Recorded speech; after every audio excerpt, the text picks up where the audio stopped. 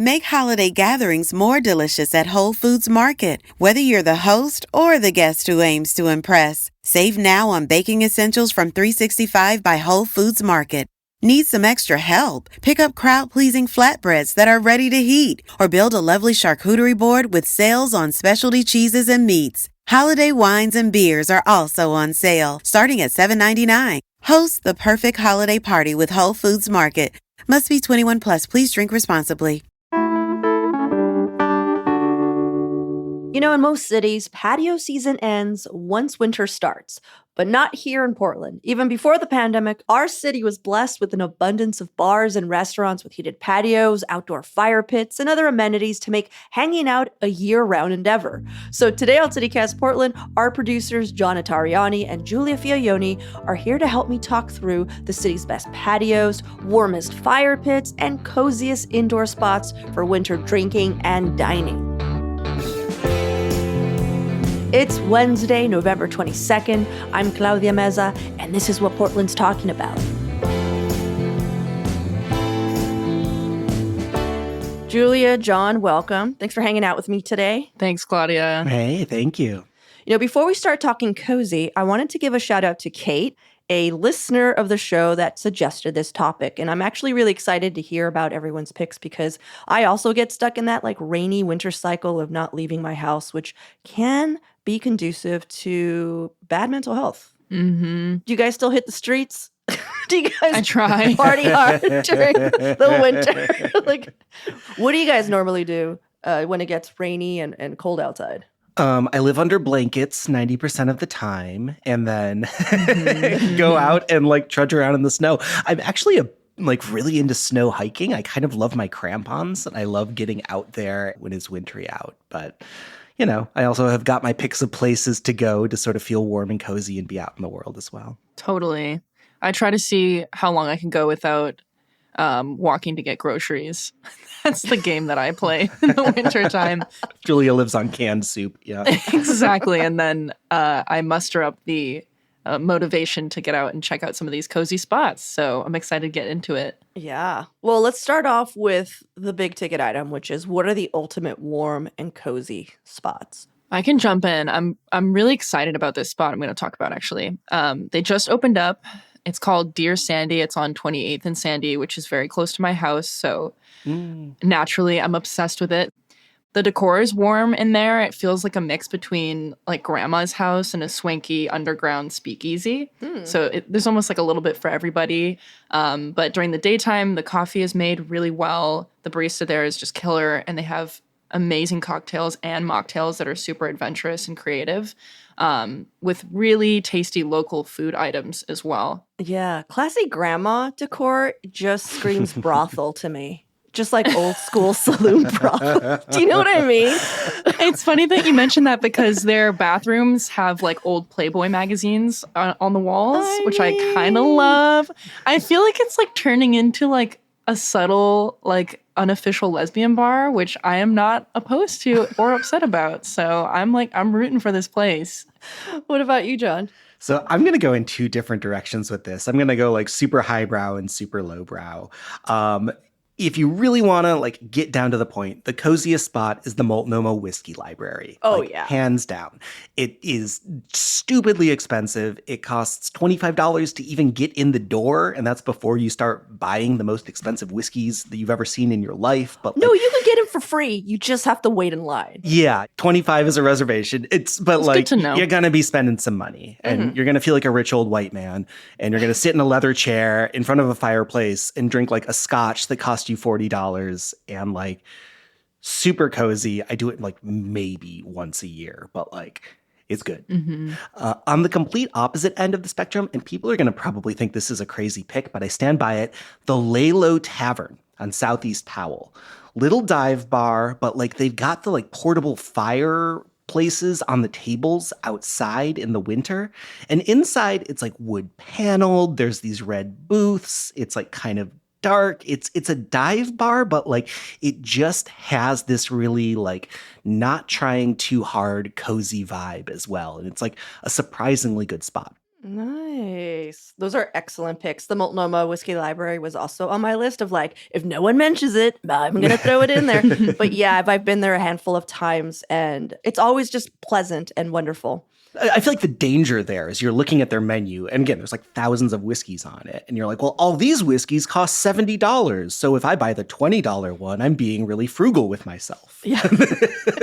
I think there's an actual word for that. Like, it's where you get conditioned to like your new baseline of like, this is what's expensive, and it's ludicrous. It's just like, whatever. Yeah. But anyhow, one of them is Les Cobb's, which is this little wine bar off Alberta in what looks like a little alleyway, but it is underground, so already feels a little cozy.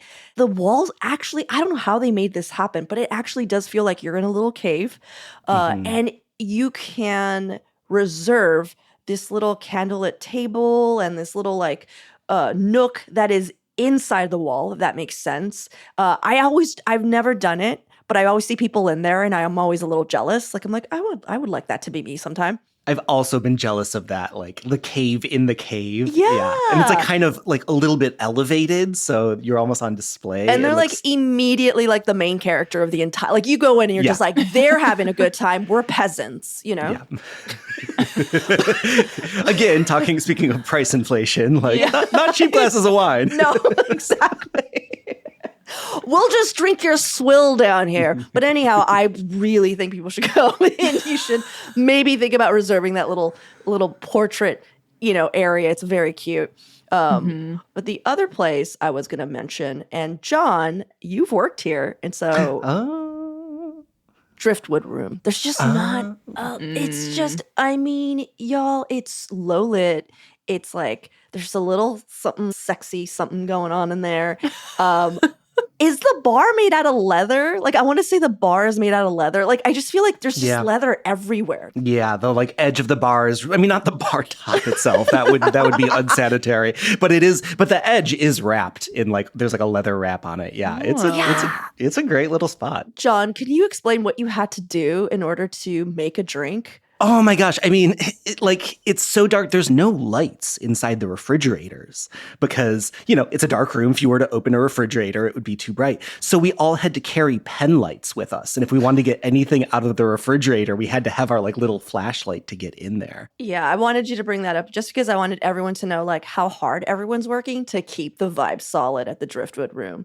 And I love it there. Mm-hmm. The other thing I wanted to ask about was what you guys thought was the best warm drink or winter comfort food meal in town. I have a few places. Mm-hmm. I'm just going to tell you because I'm so afraid you're going to say it. Go for it. Clyde's Prime Rib Restaurant and Bar. Oh, that's such a good one. Yay, no one thought of it. Okay, good. I haven't gone, so. Oh my God. They have like rounded red booths. Someone comes to your table side and like, chops off hunks of prime rib along with like super hot mashed potatoes to your side. Everyone's all dressed up, who works there. Like it's, it has like this allure of like it's being fancy, like old school steakhouse realness. I feel like earlier this summer, we talked about going to Clyde's for a happy hour. And I was like, that's going to be a great idea in 6 months. Yeah, exactly. We're here. We're going to do it. Can we go now? Yeah. Yeah. So what are your other suggestions? Okay, I got to split this up into food and drink separate categories. Okay. So hot drinks, I think that people tend to say that the hot toddy is like the best hot drink. That is wrong. The best hot drink, and I stand by this with every conviction I have, is a hot buttered rum. And the Sapphire Hotel on Southeast Hawthorne, they have on their menu hot buttered whatever. So you can get your spirit of choice, heat it up, like a little bit of like float of buttery goodness on top. It is like the best thing. It warms your entire body. Oh, I like that. Sounds just awesome. Thinking about it, I want it right now. In terms of food, I'm going to go with Keo's Ramen on North Williams. I feel like ramen across the board, like good winter food, but they've got this Maya ramen, which is like a really heavily Szechuan pepper infused ramen. So you get that like deep, warming, brothy ramen goodness, but it also has this like Szechuan kick that kind of like numbs your face out. It's so good. It is like I love that. my awesome. ultimate winter craving, Keo's Ramen. Yeah. Yeah. Wait, I realized I didn't give a drink And the reason I didn't was because I was afraid one of you was going to say it, and I didn't want to steal your pick because I'm so considerate. I'm such a considerate host. Thank you so much.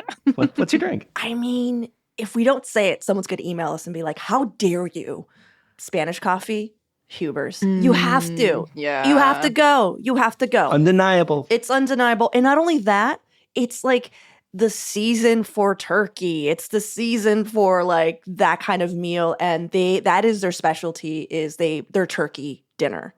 So Huber's is a nap waiting to happen. You go there, have one Spanish coffee and a turkey dinner, and then you just have them roll you out into an Uber or something. I have no quibble with that choice. Yeah. all of it. Gimme. I gotta jump in and say I'm still here for the hot toddies. I am pro hot toddy. I don't know. You sounded like you were trashing them. No, hot toddies are delicious. I just need to crown a new queen of drinks. Yeah. I realized pretty quickly, though, it's like just not super cool to go to a dive bar and ask for a hot toddy because nobody wants to find the hot water. So it's true. I was on a journey last season to find like a casual enough spot to go into to get hot toddies on a whim. And I found out that the Pope House Bourbon Lounge on Northwest Gleason is a really solid spot for that because it is a spot you can just go in and grab a drink and leave. But also they have good food, and their hot toddies are solid. But for cozy food options, my favorite spot to go to is the Rambler, and I go there specifically for their Frito pie. And if you don't know what Frito pie is, it's Frito chips with chili and cheese on top, and I find it to just be so cozy and comforting. And the Rambler has great outdoor seating with different fire features, so wherever you go in that space is nice. And just get the Frito pie if you're there. I heard that the Rambler, that it's gayer outside. That's what I heard. Hot tip, gayer outside. According to Brooke Jackson-Glidden of Eater, yeah. By the fire. Sorry. It's a conversation we've had with our food correspondent, and we had a whole thing about the Rambler, and she assured me that the Rambler's sitting area outside is a lot gayer than inside, so I would feel comfortable. So anyone listening who's just like, the Rambler, that sounds pretty straight to me. Sit outside. That's where we're all hanging out. Okay, well, let's take a quick break here. And when we come back, our picks for the best outdoor spaces.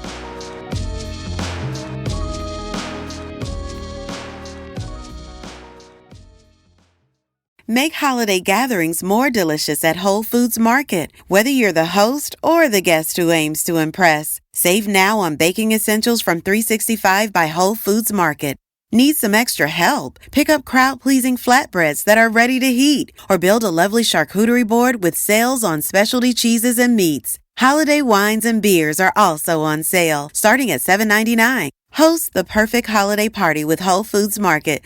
Must be 21 plus. Please drink responsibly.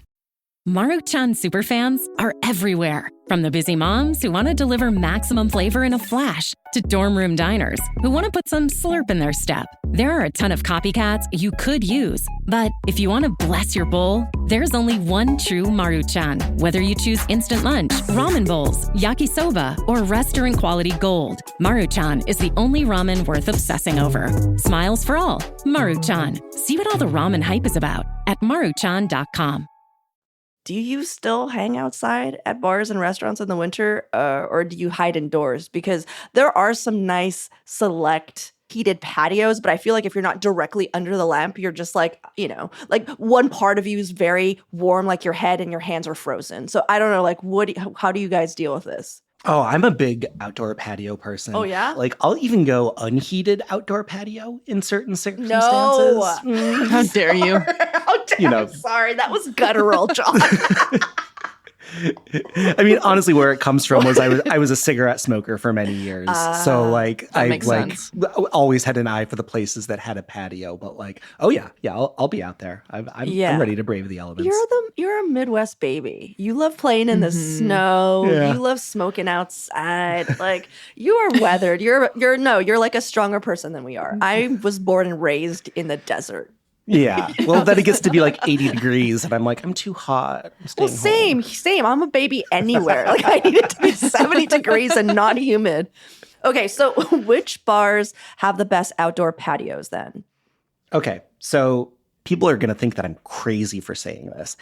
Maui's on North Williams. What? Maui's turbo dive bar / sports bar, like super fun place to catch a Blazers game. But they've got this giant patio out back that is sort of just like your uncle's like rundown backyard. You know, it's just like discarded patio furniture of the last like 30 years. There's tents, but there's no surfboards too. Like I feel there's like I see surfboards.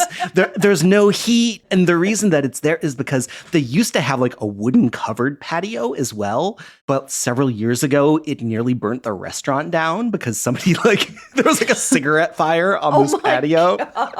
So they got rid of the like actual structured cover patio, and it's just like Mad Max lawn furniture out back. I love it so much. It's great. I love that John basically is like, this is where no one's ever going to go. But it's always packed all winter long. It is always crowded. It's great. Well, for all the masochists out there that are just like, my next hangout spot. I love it, John. That's such a good, like, off the wall pick. Yeah. Mm-hmm. What about you, Julia? So my introduction to outdoor patios in the wintertime came from hanging out with people who smoke. And I find myself outside on the patios at both the Vern and the Nest often. Mm-hmm. They're basically down the block from each other on Belmont. And I do love them both very much. But I will say the Vern, their patio is a little bit more non-smoker friendly. The Nest, you walk outside and it feels like immediate secondhand smoke. So proceed with caution. But another nice thing about the Nest is their upstairs attic room. One of the coziest spots in Portland, I find. There's a huge leather couch and everything's dimly lit, dark carpeted floors. There's a side room with a Sopranos-themed pinball machine and a pool table. And it feels like the cool kids' attic hangout space. Doesn't the Vern have those little like portable outdoor like tabletop fire pits as well? They do. Yeah. Mm-hmm. Yeah. I do want to say that cool kids hang out in basements and not attics, but It's a different kind of cool kid. attics are where like the discarded children are put. Where the ghost children hang out. I think it's cool too. Yeah, that's where ghost children hang. Cool kids hang out in the basement. All right. Just sorry. When you said attic, I was like, oh, I'm not going up to the attic. And I'm awesome. And I'm so cool. So. Okay, wait. I want to tell you guys, you might have already been to this place, but my pick is kind of overlooked a little bit. And it's the reason I'm picking this place is because it's literally the only place that I've been outside in the dead of winter and I've been warm, and it's interurban. Yeah, very good patio. On Mississippi. Oh. Yeah, and I always forget, I think people always forget that there's a whole back area. Yeah. But it has like a modern saloon feel. Like it does feel like the 1800s a little bit because it's all like wood paneled and like when you walk up the stairs, like everyone can hear it, you know? Mhm. It's just, I don't know. But it's a just perfect place to get a burger, to drink some whiskey, get a hot toddy, sit outside, and just warm up. It's awesome. Mhm. Mm-hmm. Yeah, they've got a couple fire pits and they got those things cranked for sure. Mhm. I actually have to sometimes take a break and stand out away from it. So They go stand in the rain. yeah, just to like be like, oh, I get too hot, you know? And Yeah. that's a good problem to have in the dead of the winter. Totally, yeah. So I have a really good friend who is immunocompromised. So we've been like really on the path of trying to find places that we can still like go out and eat outside, especially in the winter. Eam on North Williams, banger restaurant, and they've got these like little pods, so you can like just have like almost like a little private booth with just your people, and it is like just as cozy, if not like more cozy sometimes than being inside. Yeah. I've gone to Luk on Southwest 2nd and had a very similar experience to what you're describing, John, with those individual pods. Mhm. And for people who haven't gone there before, it's a really solid Vietnamese food place. It's also kind of trendy and fun. But I was so warm that I remember taking off my coat in the middle of winter outside in these pods, which made for a really nice dining experience because you almost forget that you're outside. Mhm. Nice. Okay, I have two options. One is like more finer dining, and the other one is just like, yeah, it's chill, but you could be outside. Okay, so I'm gonna start with a more approachable tiny bubble room. They have these really wonderful sitting pods. They're kind of like what do you call those? They're like shipping containers. Yeah, they're shipping containers. And I've Mm. also, again, been too hot in them. It's so nice in there. And they've got banger food. They really do. And it's affordable, and they got a good beer selection. They have decent cocktails, and they also have a much larger covered patio that you can hang out with other people. But I love those little pods, and you can bring your dog. It's just chill. Mm-hmm. Anyhow, the other one I was gonna say was Nostrana. So when the pandemic hit, they opened up this patio kind of like in their parking lot. It's not that sexy feeling, but once you're inside, you forget. It's gorgeous. It feels really nice. It feels like, like a fancy wedding. It has that covering, And so you're in there, it's warm, and it's Nostrana. Nostrana is amazing. And I feel like it's been a restaurant that's been here for so long that new people who move in, since they go to Eater and they're like, what's the trendiest spot? It is not a trendy spot. It's just like a solid, that is a great place to go eat some Italian food. I wanted to ask one last question. Do you guys know of places with the best fire features? I feel like we've already talked about a lot of wonderful places that have like nice fire pits and stuff, but I didn't know if you guys have any saved up your sleeve of just like, this is where you want to go, Yes. Okay. And I think that this one is super underappreciated as a fire feature place. Binks on Northeast Alberta. It's just like a tiny like neighborhood bar. They've got like drinks, they're fine. They got like food, it's solid. But they have two fireplaces. One, just like your normal sort of like in the bar area fireplace. But then they have this like indoor-outdoor patio that is just like a fireplace room. But it is sort of like you are in this just super cozy like indoor-outdoor fireplace zone. I think it's somewhere that I always forget about as being a cozy place, but anytime I do manage to stop back in there in the winter, I'm just like, oh, this is great. So Binks, a little bit under the radar. Least under the radar thing of all time, but I think it deserves to be mentioned, Timberline Lodge. Like all the way, drive you up that mountain, get out in the snow, get cold, and sit in front of the fireplace at the Timberline Lodge. It is phenomenal. Yeah. What about you, Julia? I don't have any, so I'm taking notes on John's deep cuts. And it's so funny because John took mine. I'm like, he did it on purpose. Like he went into my house at night and he took my suggestion. But yeah, mine was Timberline Lodge. Because I agree, John. It's the extremes. Like you're so cold. You're up in a mountain. Yeah. And like there's also, it's the lack of choices, but not just that. It's gorgeous. A lot of people don't know this, but it was made as part of I think it was WPA. I think it was Works Progress Administration, but I'm not It is the Works. certain. Yes. So you have craftsmen that went up there at WPA. Like that's when they actually made the roads to get up there. But you go in and there's just the most beautiful hand-carved features that I think a lot of people like overlook just because you're just like, whatever. But it's just like, no, somebody did that. And that's insane. Like you don't see that stuff anymore. It's just a gorgeous room. But, I also just wanted to shout out a couple places I've never been to that I seem really cool. And they're also like these old standards, which is Fireside. I mean, just the name alone. I also used to work at the Fireside. Oh, no way. Yeah, the Fireside is great. It's on 23rd, and it's that bar that has like a kind of old school marquee, and like they have a lot of like silly like / sweet slogans on it. Like I was looking online and they had one up there that said, "May the forest be with you." Yeah. Yeah, great sort of like, new American-ish bar restaurant, killer cocktail program, and several fire pits inside. Yeah.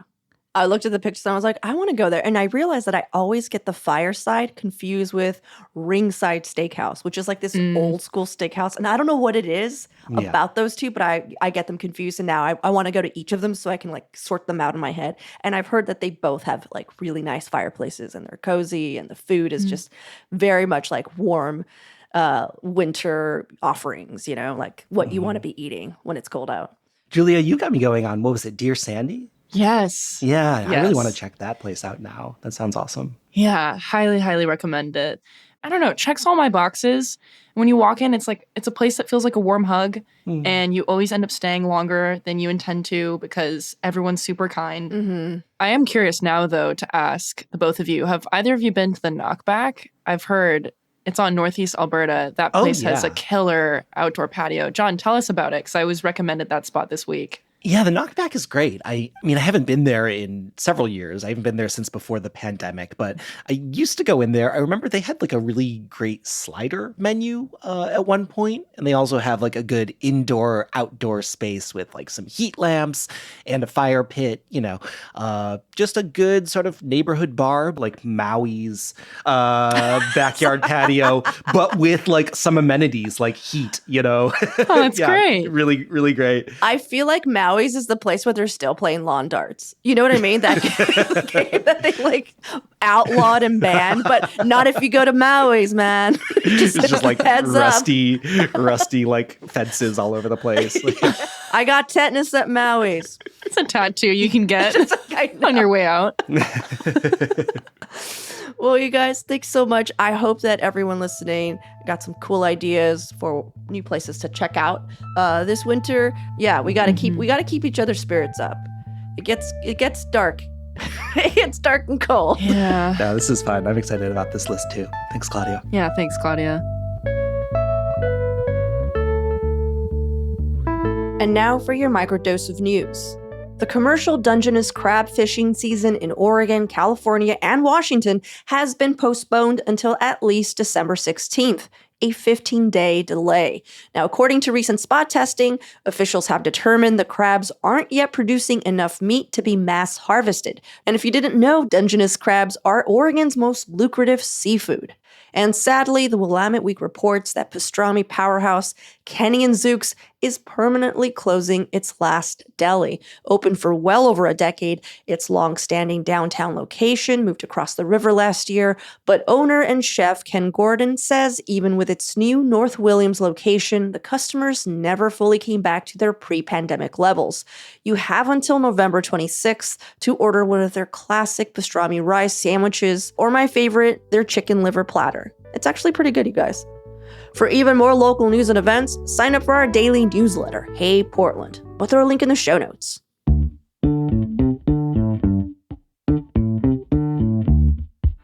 That's all for today here on CityCast Portland. Thanks so much for listening. Our executive producer is John Notarianni. Our producers this week were Julia Fiaoni, Noah Snyderman, and Natalie Rivera.